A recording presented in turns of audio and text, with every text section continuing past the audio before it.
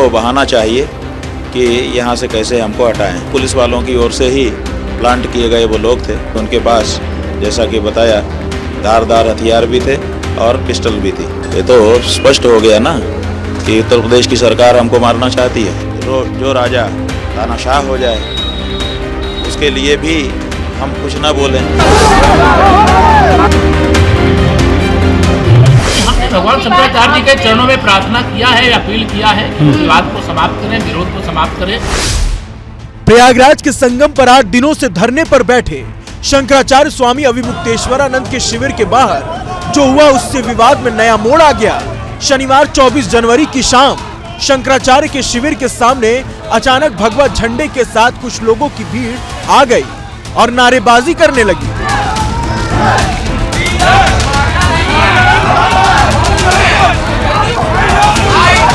हंगामे के दौरान ये लोग आई लव बुलडोजर बाबा के नारे लगा रहे थे।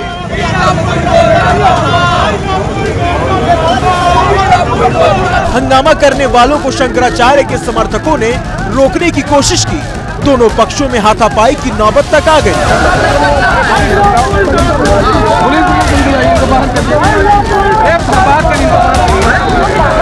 हंगामा करने वाले कौन थे इसका पता नहीं चल पाया है। शंकराचार्य स्वामी अभिमुक्तेश्वरानंद के शिविर के बाहर हम मौजूद हैं। आप देखिए ये शिविर है और शिविर से कुछ दूरी पर यहाँ पर आप देखिए ये वो जगह है जहाँ पर 6 से 7 के बीच में लगभग 8 से 10 की संख्या में लोग आते हैं।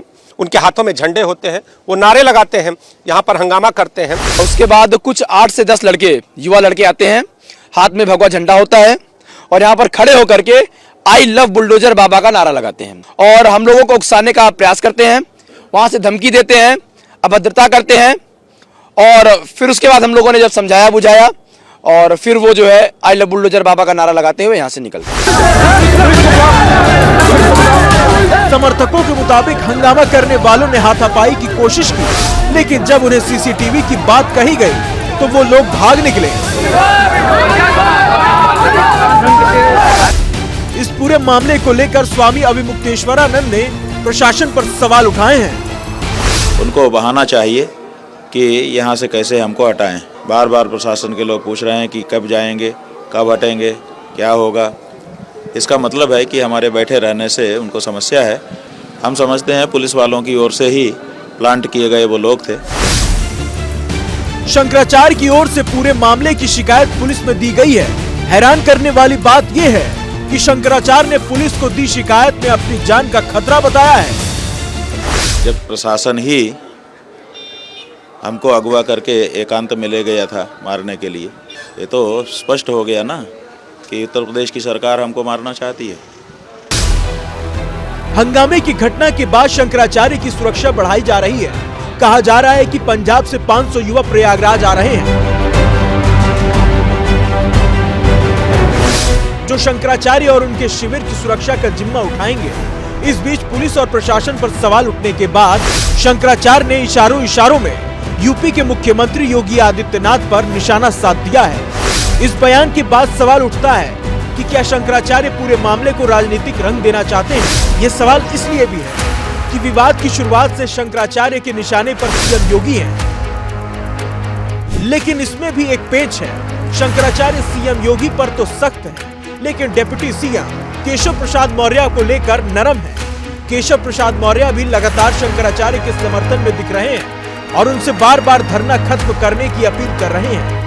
हमने भगवान शंकराचार्य जी के चरणों में प्रार्थना किया है, अपील किया है कि विवाद को समाप्त करें, विरोध को समाप्त करें, संगम स्नान करके इस विषय का पटाक्षेप करें, ऐसी उनसे प्रार्थना। वो तो राजनीतिक क्षेत्र के लोग नहीं है, वो उनकी भावना है, संत के रूप में वो जो भी बोलते हैं हम उनको शीश झुका करके प्रणाम करते हैं। लेकिन जो विषय है, जो विवाद है, उस विवाद के पटाक्षेप के लिए हम पुनः भगवान शंकराचार्य जी के चरणों में प्रणाम करके अपील करते हैं कि अब अपना विरोध समाप्त करके संगम स्नान करके। जाहिर है कि धर्म के नाम पर शुरू हुआ संग्राम अब सियासी घमासान का रूप ले चुका है और निशाने पर सीएम योगी की कुर्सी। ऐसे में विपक्ष भी इस विवाद को हवा देकर 2027 के लिए सत्ता की राह तलाश रहा है। सभी विपक्षी पार्टियां एक सुर में शंकराचार्य के समर्थन में उतर आई हैं। शंकराचार्य जी स्नान नहीं कर पा रहे हैं। काल नेमी को याद करने वाले बताएं कि कलयुग के काल नेमी कौन है। कि काल नेमी ही काल बन करके इनके आएगा। कम से कम हमें खुशी इस बात की कि शंकराचार्य जी डटे हुए मैदान में, एक एक सनातनी उनके साथ है और उन्होंने कम से कम नकली सनातनों की पोल खोल दी। आप हस्तक्षेप कर रहे हो मठ में, आप हस्तक्षेप कर रहे हो धर्म में, आप सर्टिफिकेट बांट रहे हो कि साहब कौन सरकारी शंकराचार्य होगा। शाही स्नान को तो मुगल भी नहीं रोकते थे, अंग्रेज भी नहीं रोकते थे, किसने रोका? शंकराचार्य विवाद को लेकर सियासत के साथ साथ संग्राम छिड़ा है, ये आपको बताएंगे। ये समझ लीजिए कि ये विवाद की शुरुआत कहां से हुई। 18 जनवरी को मौनी अमावस्या के मौके पर पुलिस ने शंकराचार्य की पालकी रोकी। शंकराचार्य के समर्थकों पर बैरिकेड हटाने का आरोप लगा, जबकि शंकराचार्य ने पुलिस पर सन्यासियों से मारपीट का आरोप लगाया। इसके बाद अविमुक्तेश्वरानंद ने पवित्र स्नान से मना कर दिया। इसके बाद 19 जनवरी प्रशासन ने अविमुक्तेश्वरानंद को नोटिस देते हुए उनके शंकराचार्य होने पर सवाल उठाए। 21 जनवरी को शंकराचार्य ने कहा कि हमारा और नोटिस देना प्रशासन का अधिकार नहीं। 22 जनवरी को फिर शंकराचार्य को नोटिस दिया गया। प्रशासन ने पूछा क्यों न जमीन आवंटन रद्द कर दिया जाए। इस पर शंकराचार्य ने साफ साफ कहा कि ये गैर कानूनी है और अगर हुआ तो कीमत चुकानी होगी। 23 जनवरी को बसंत पंचमी के मौके पर शंकराचार्य ने पवित्र स्नान नहीं किया और गौ प्रेरणा यात्रा नहीं निकाली। शनिवार की रात को हंगामा हो गया।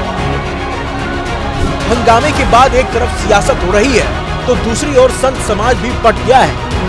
अभी हम देख रहे हैं कि हमारे देश के कुछ सन्यासी, कुछ शंकराचार्य, वो भी इस मामले के ऊपर कि हम जो है गौ माता की रक्षा के लिए ऐसा करना चाहिए, वैसा करना चाहिए, सब बातें अपनी जगह हैं, लेकिन गौ माता की रक्षा का हमने कानून भी बना दिया और गौ माता को हमने भारत माता घोषित भी करा दिया, तब भी गौ माता पालनी तो पड़ेगी। साधु तो विवाद करता ही नहीं है, संवाद करता है, समाधान करता है।